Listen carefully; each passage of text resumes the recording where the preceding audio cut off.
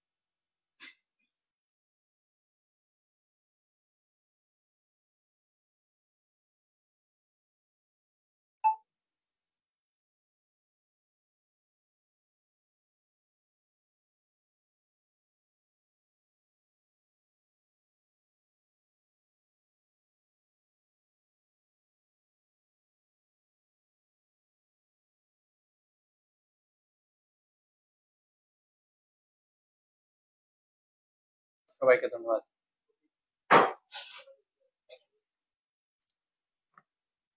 আপনারা জানেন, বিগত 19 আগস্ট থেকে 22 আগস্ট পর্যন্ত আমাদের রাজ্যের সমস্ত জেলায় 8টি জেলাতেই অতি ভারী বৃষ্টিপাত এবং ভারী বৃষ্টিপাতের কারণে ভয়াবহ বন্যার সৃষ্টি হয়েছে। তার সঙ্গে ভূমিধস বা অন্যান্য বিপর্যয়ের আমরা সম্মুখীন হয়েছি। জনজীবন একদম সম্পূর্ণভাবে বিপর্যস্ত হয়ে পড়েছে। প্রায় 17 লক্ষ লোক এতে ক্ষতিগ্রস্ত হয়েছে। এর মধ্যে মানুষের প্রাণহানি থেকে শুরু করে কৃষির জমি প্রচুর ক্ষয়ক্ষতি হচ্ছে এবং এখনো অনেক চাষের জমি জলের তলায় আছে। তো এই ব্যাপারে যে জমি এখনো জলমগ্ন হয়ে আছে সেগুলি 3-4 দিন জলের নিচে থাকায় এখানে যে শস্য ছিল তা সম্পূর্ণ এবং আংশিকভাবে ক্ষতিগ্রস্ত হয়েছে এবং এখনো জলমগ্ন আছে কিছু কিছু জায়গায়। তো এখানে এবং নতুন করে জলপ্লাবিত হচ্ছে। আমি নিজেই প্রত্যক্ষদর্শী হিসাবে আমি দেখে এসেছি সিপাহীজলা ডিস্ট্রিক্টে নলছড় ইত্যাদি এলাকায় ব্যাকফ্লোর মতো হচ্ছে। নীরমহলের আশেপাশের যে তার থেকেও একটু দূরের যে জমি সেগুলিতে এই রুদ্রসাগরের জল ব্যাকফ্লো হয়ে পৌঁছে যাচ্ছে এখন। তো এটা এখনো জলমগ্ন হয়ে আছে, এটা একটা ম্যাটার অফ কনসার্ন। আর এই আকস্মিক বন্যার কারণে কৃষকদের ফসল, বিশেষ করে আউশ যেটা ওরা হারভেস্ট করতে পারেনি, এবং আমন ধান যেটা এবার প্রচুর পরিমাণে লাগানো হয়েছিল, এবং শাকসবজি, এটা প্রচুর ক্ষতি হয়েছে। রাজ্যের কৃষি এবং কৃষক কল্যাণ দপ্তরের আধিকারিক এবং কর্মচারীগণ স্থানীয় প্রশাসনের সহযোগিতায় দ্রুত ক্ষতিগ্রস্ত এলাকাগুলি পরিদর্শন করে প্রাথমিক ক্ষয়ক্ষতি নিরূপণ করার উদ্যোগ নিয়েছে। আমরা বৃষ্টিপাতের পরিমাণে যদি আমরা যাই তাহলে আমরা দেখতে পারি যে 22 আগস্ট 2024 থেকে যে বৃষ্টি হয়েছে বিভিন্ন ডিস্ট্রিক্টে, এর মধ্যে আমি শুধু বলবো ডিস্ট্রিক্ট ওয়াইজ, মানে যেটা বৃষ্টিটা হয়েছে 22 আগস্ট থেকে আজ পর্যন্ত, 22 আগস্ট পর্যন্ত, মানে 1 আগস্ট থেকে 22 আগস্ট পর্যন্ত, এবং 20 এবং 22 আগস্টে কত হয়েছে। তো প্রথমটা হচ্ছে স্বাভাবিক বৃষ্টিপাত উত্তর ত্রিপুরাতে 270.5 মিলিমিটার, আর আগস্ট মাসে 22 তারিখ পর্যন্ত 459.7 মিলিমিটার বৃষ্টি হয়েছে, যা 70% বেশি স্বাভাবিকের চেয়ে। এবং 3 দিনে 20 থেকে 22 আগস্ট ধর্মনগরে, মানে যেটা বৃষ্টি যেখানে মাপা হয়, এখানে 267.4 মিলিমিটার বৃষ্টি মাপা হয়েছে। ঊনকোটি ডিস্ট্রিক্টে স্বাভাবিক বৃষ্টির পরিমাণ ছিল 229.4 মিলিমিটার, কিন্তু এবারে অগাস্ট মাসে 22 আগস্ট পর্যন্ত 460.1 মিলিমিটার বৃষ্টি হয়েছে, যা স্বাভাবিকের চেয়ে 101% বেশি। কৈলাসহরে 3 দিনে যে বৃষ্টিপাত মাপা হয়েছে 20 থেকে 22, সেটার পরিমাণ হচ্ছে 267.4 মিলিমিটার। ধলাই জেলাতে স্বাভাবিক বৃষ্টির পরিমাণ থাকে 188.9 মিলিমিটার। প্রাপ্ত বৃষ্টিপাত যেটা অগাস্ট মাসে হয়েছে এটা 599.7 মিলিমিটার, এটা স্বাভাবিকের চেয়ে 217% এবং গন্ডাছড়ায় যেখানে রেন গেজ আছে এখানে মাপা হয়েছে 400 মিলিমিটার, 400.9 মিলিমিটার। খোয়াই ডিস্ট্রিক্টে স্বাভাবিক বৃষ্টিপাতের পরিমাণ হচ্ছে 212.8 মিলিমিটার, আর অগাস্ট মাসে 22 আগস্ট পর্যন্ত হয়েছে 645.5 মিলিমিটার বৃষ্টি, যেটা 203% স্বাভাবিকের চেয়ে বেশি। এলিয়ামোড়াতে যেখানে বৃষ্টি মাপা হয় রেন গেজে মাপা হয়েছে 561.5 মিলিমিটার। পশ্চিম ত্রিপুরাতে স্বাভাবিক বৃষ্টির পরিমাণ 201.6 মিলিমিটার অগাস্ট মাসে। আর 22 আগস্ট পর্যন্ত আমাদের এখানে এই বছর যে বৃষ্টিটা আমরা পেলাম 632.7 মিলিমিটার, এটা 214% বেশি স্বাভাবিকের চেয়ে। আগরতলায় রেন গেজ যেটা ম্যাট ডিপার্টমেন্ট দিয়ে থাকে, এটা আমাদের মাপা হয়েছে 489.5 মিলিমিটার, এটা শুধু 3 দিনে। আর সিপাহীজলাতে স্বাভাবিক বৃষ্টির পরিমাণ 223.7, আমি শুধু অগাস্ট মাসের কথা বলছি।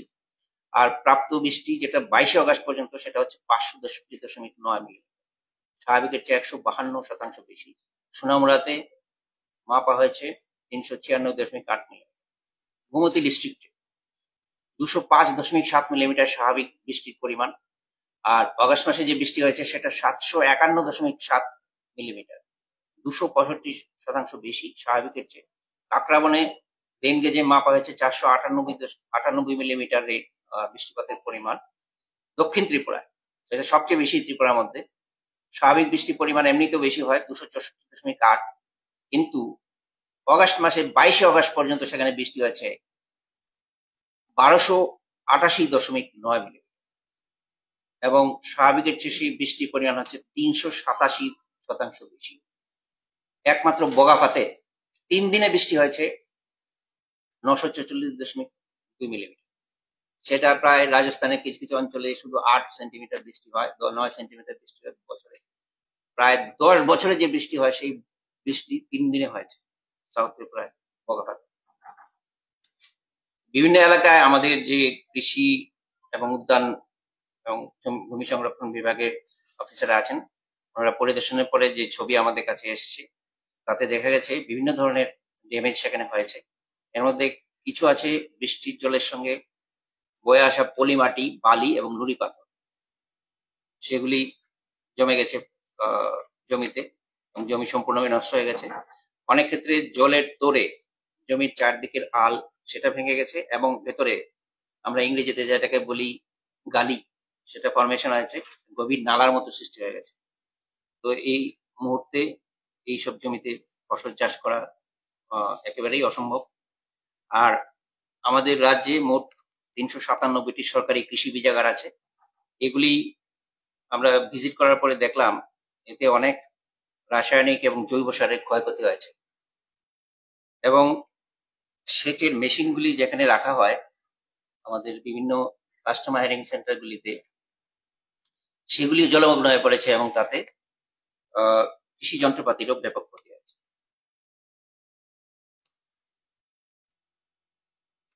বর্তমানে আমরা রাজ্যের কৃষি এবং কৃষক কল্যাণ দপ্তরের আধিকারিক এবং কর্মচারীগণ ক্ষতিগ্রস্ত এলাকাগুলি পরিদর্শন করে গ্রাম, ব্লক এবং জেলা স্তরে ক্ষতিগ্রস্ত কৃষকদের নামের তালিকা, ক্ষতিগ্রস্ত জমির পরিমাণ, ফসলের ক্ষতির শতাংশের হিসাবে নিরূপণ করার কাজ করে চলছে।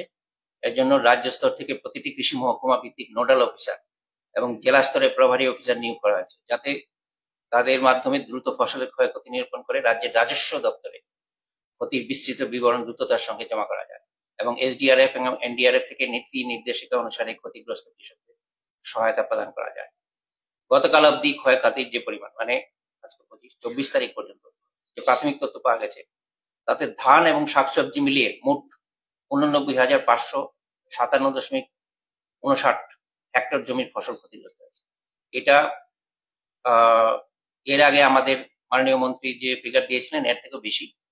এটা নিরূপণ চলছে, এখনো কিছু জলমগ্ন আছে, এখানে সঠিকভাবে নিরূপণ করা সম্ভব হয়নি, এটা আরো চলতে থাকবে কয়েকদিন। আনুমানিক মোট ৩,89,৭৯৩.৭৫ মেট্রিক টন ফসল ক্ষতিগ্রস্ত হয়েছে, যার মূল্য ১,০১৭,৯১,০০,০০০ টাকা। ক্ষতিগ্রস্ত কৃষক পরিবারের মোট সংখ্যা ১,৯৫,৯৮৪ জন। তো ধান চাষীদের জন্য আমি আলাদা করে দিয়েছি ডিস্ট্রিক্ট ওয়াইজ, এটার কপি আপনারা পেয়ে যাবেন। আমি শুধু মোট ৩,৩৭,২৮৫ মেট্রিক টন উৎপাদনের ক্ষতি হয়েছে, মানে এটা প্রায় ৮৩,৯91 হেক্টর এলাকাতে, এবং ক্ষতিগ্রস্ত কৃষকদের সংখ্যা হচ্ছে ১,৬১,১৫০। ডিস্ট্রিক্ট ওয়াইজ হিসাব আমরা দিয়েছি। এবং হর্টিকালচার ফার্মার্স যারা আছে তাদের ক্ষেত্রে হেক্টরে যে ক্ষতিগ্রস্ত এলাকার পরিমাণ হচ্ছে ৫,৫৬৬.৫৯ হেক্টর, এবং কৃষকের সংখ্যা হচ্ছে যারা এফেক্টেড ফার্মার ৩৪,৮৩৪। তা আমরা এখন কি স্টেপ নিচ্ছি, এটা আমরা দিয়েছি।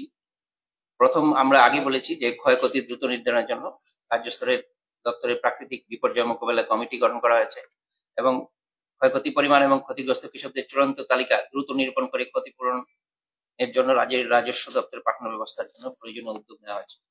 সম্ভাব্য রোগ পোকার আক্রমণ, যদি আমাদের শস্য দাঁড়িয়েও যায় কোনো কোনো ক্ষেত্রে, এখানে পার্টলি ড্যামেজ হয়েছে, সেখানে রোগ পোকার আক্রমণ করতে মানে আক্রমণ হতে পারে।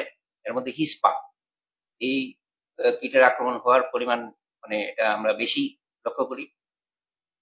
তো সেই জন্য রোগ পোকার হাত থেকে ফসলকে রক্ষা করার জন্য আগাম আমরা কীটনাশক প্রয়োগের জন্য প্রয়োজনীয় ভিত্তিতে আমরা পরামর্শ দিচ্ছি কৃষকদের। এবং বীজতলায় অবশিষ্ট ধানের চারা দিয়ে যেখানে যেখানে আমরা মানে বাঁচাতে পেরেছি বীজতলা, তো সেখানে নতুন ভাবে রোপণ করার জন্য কৃষকদের সাহায্য করা হচ্ছে। ইচ্ছুক কৃষকদের স্বল্প মেয়াদী উচ্চ ফলনশীল জাতের আমন ধানের বীজ সরবরাহ ব্যবস্থা করা হচ্ছে। লাকিলি আমাদের কাছে শর্ট ডিউরেশন ভ্যারাইটির বীজ ছিল, আমরা সেটা দেওয়ার ব্যবস্থা করছি, এবং এছাড়াও ন্যাশনাল সিড কর্পোরেশনের কাছে আমরা সাহায্য চেয়েছি যাতে আমাদের কাছে বীজ দেওয়া হয় অতি দ্রুত।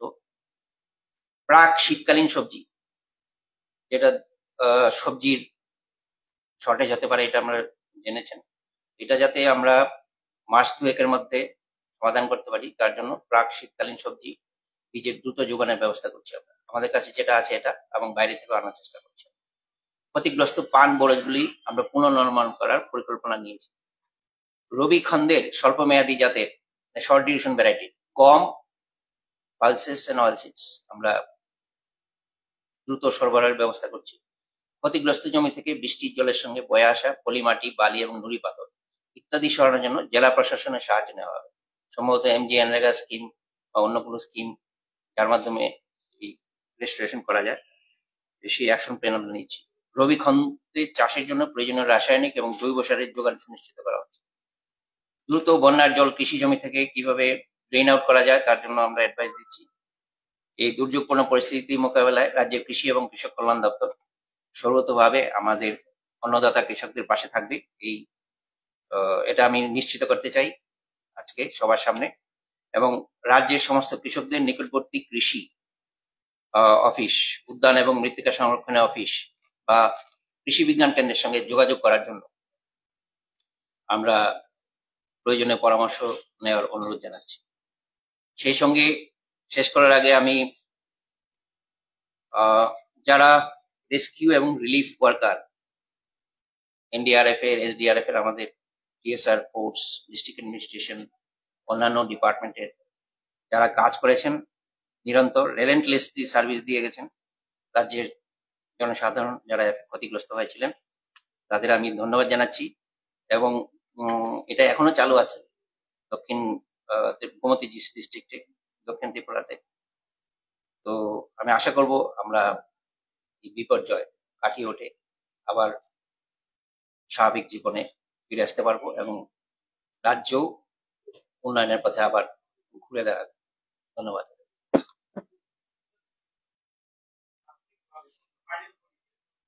এটা গতকালকে পর্যন্ত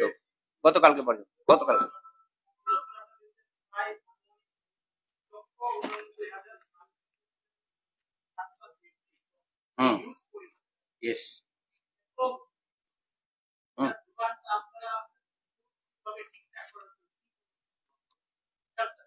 তো বলছি আমি যে আমরা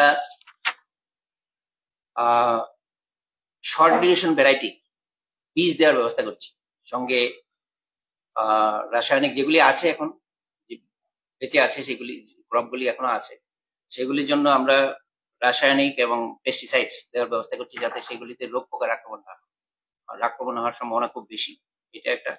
2 নম্বর হচ্ছে যে নেক্সট যে সিজন, রবি সিজন বা শীতের সিজনের জন্য যে আহ, বীজের দরকার, বিশেষ করে হুইট, পালসেস এবং অয়েল সিডস, এগুলির ব্যবস্থা করছি। আর ধান যেটা, এটা বোরোতেই হবে। আমন ধান এখন আহ, কিছু ফার্মাররা চাইছে করবে, কিছুটা ফ্রাস্ট্রেটেড আর কি। যারা করবে তাদের জন্য আমরা বীজ দেবো সবাইকে, আর যারা করবে না, নেক্সট বড় সিজনে করবে, তাদের জন্য আমরা বীজের ব্যবস্থা।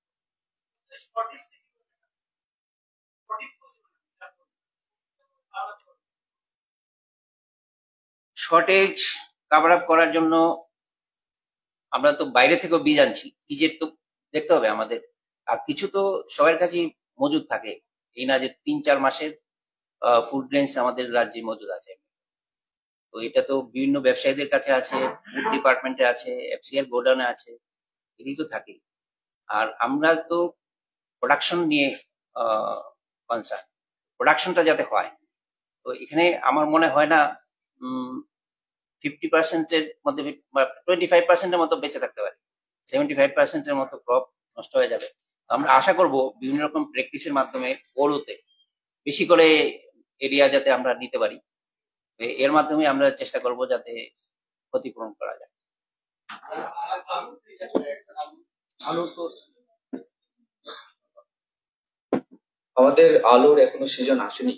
সিজন আমাদের শুরু হবে last part of the November এবং ডিসেম্বর। তো এখনো তো সেইভাবে কোনো ফিল্ডে নেই আর কি, আলু মাঠে নেই, ক্ষতি হয়নি।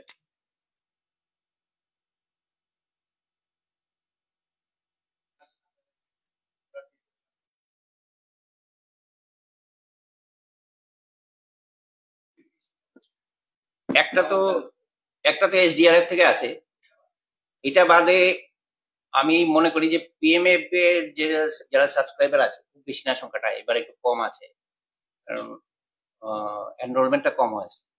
তারা যেটা পাবে সুবিধা পিএমএফ এটা তো পাবি। এছাড়া বাকিটা এসডিআরএফ দিয়ে কভার করা হবে। এসডিআরএফ জাস্ট একটা অ্যামাউন্ট একটা দেবে, মানে অ্যাজ পার গাইডলাইন্স। আমাদের দিক থেকে আমরা এখনো ক্যাশের কথা চিন্তা করিনি, আমরা কাইন্ডলি দেওয়ার ব্যবস্থা করছি। যত রকম ম্যাটার, মানে মিনি কিট, এর মধ্যে বীজ থাকবে, রাসায়নিক থাকবে, সার থাকবে, আর অন্যান্য জিনিস থাকবে। এখন আমাদের ফোকাসটা হচ্ছে যে আমরা কিভাবে এই শর্টেজটাকে ম্যানেজ করবো, এটা সবচেয়ে ইম্পর্টেন্ট। কারণ এটা বিশাল ক্ষতি, আনপ্রেসিডেন্টেড লস, এটা ম্যানেজ করাটা কঠিন। এটা একটা বড় চ্যালেঞ্জ আমাদের ডিপার্টমেন্টের সামনে। We are trying our best.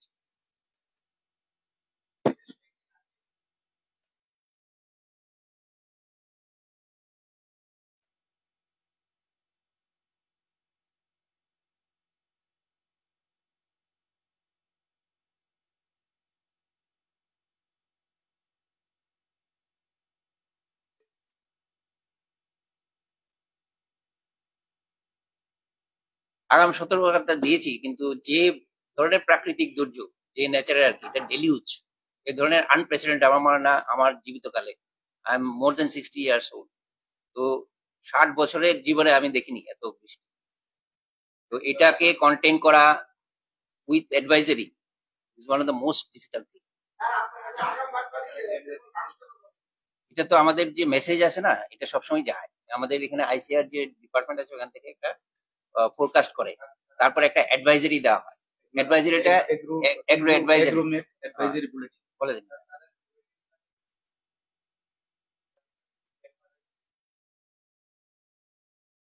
হুম,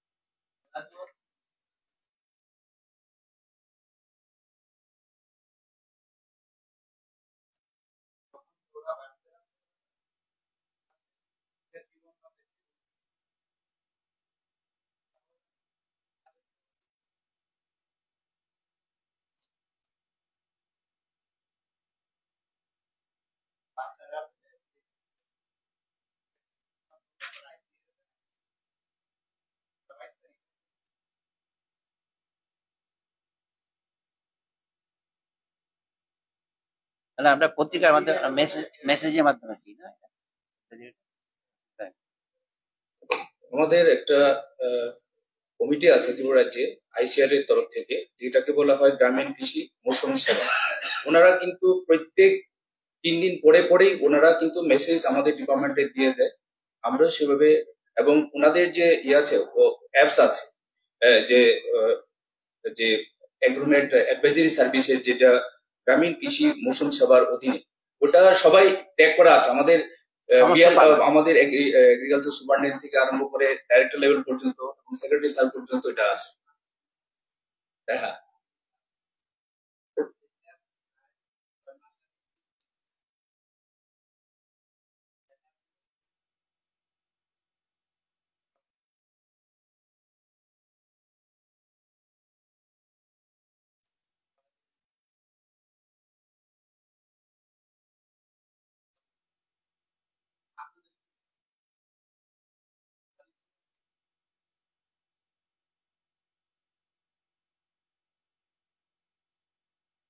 হ্যাঁ, এটা তো প্রত্যেক দিনই জেনারেট হয়, যেদিন মানে ওয়ার্নিং দেওয়া হয় এটা ফার্মারদের কাছে, ফার্মারদের ফোন নাম্বার আছে আমাদের কাছে, এটা ফার্মারদের মোবাইলেও চলে যায়।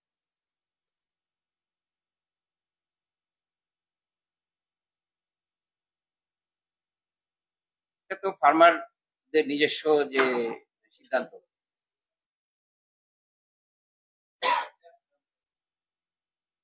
রেগুলারলি দেওয়া হয়, চলছে রেগুলারলি।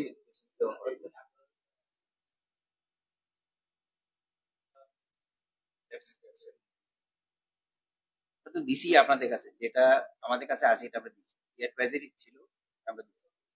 এগ্রিকালচার থেকে কিছু বলতে চাই? আমরা এই দুর্যোগের ব্যাপারে আমরা প্রপারলি, এটা তো ইয়েতে দেওয়া হয়, মোবাইলে দেওয়া হয়, ফার্মার্স এর মোবাইলে দেওয়া হয়। এটা ফার্মার্স মোবাইল নাম্বার আমাদের কাছে আছে। ফার্মার্স ক্লাব যারা যারা আছে সব কৃষি বিজ্ঞান কেন্দ্রগুলিতে, ফার্মার্স ক্লাব, ওটাতে ডিজিটাল ম্যানেজমেন্ট থেকেও যায় এটা। আমাদের যেটা হচ্ছে এটা এগ্রি অ্যাডভাইজারি, এটা ম্যাট ডিপার্টমেন্টের যেটা, এটা তো অ্যাকচুয়ালি ডিজাস্টার ম্যানেজমেন্ট অথরিটি থেকে করে। আমরা এগ্রো অ্যাডভাইজারিটা দিই, মানে কি অ্যাকশন নিতে হবে যদি এরকম বৃষ্টি হয়, বেশি বৃষ্টি হয়, তাহলে কি অ্যাকশন। এটা একদম আইসিআর থেকে নির্দিষ্টভাবে বলা থাকে। প্রত্যেক 3 দিন অন্তর অন্তর এটা এমনও দেওয়া হয়। এই ক্ষেত্রে কোনো ব্যতিক্রম হয়নি। ধন্যবাদ। Subscribe to Tripura Info and press the bell icon so that you never miss any latest updates and news on Tripura.